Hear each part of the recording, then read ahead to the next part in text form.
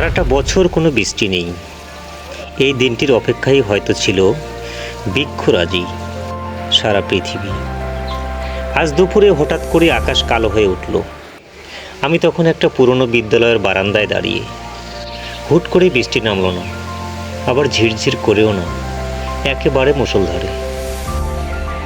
বারান্দার ছাদে টিনের উপর বৃষ্টির শব্দ পড়ে যেন এক ধরনের সুর বাজছিল। আমি জানালার ফাঁক গলে ক্যামেরাটা বের করলাম। বৃষ্টি পড়ছে, যেন আকাশ নিজের বুক খুলে সব আবেগ নামিয়ে দিচ্ছে। সামনের মাঠ পানিতে থই থই করছে, গাছের পাতা ভিজে একেবারে ঝুঁকে পড়েছে, আর দূরের আকাশে কুয়াশার মতো একটা নীলচে পর্দা নামছে ধীরে ধীরে।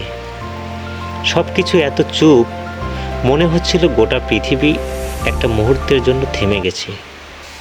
এই স্কুলের বারান্দা, এই বৃষ্টি, এই নির্জনতা মিলেমিশে যেন একটা নিঃশব্দ গল্প লিখে ফেলল আমার মনের ভেতরে। কখনো কখনো বৃষ্টি কেবল প্রকৃতির নয়, ওটা একটা অনুভব, একটা গভীর নিঃশ্বাস, একটা চুপচাপ গল্প, যা শুধু অনুভব করলেই বোঝা যায়।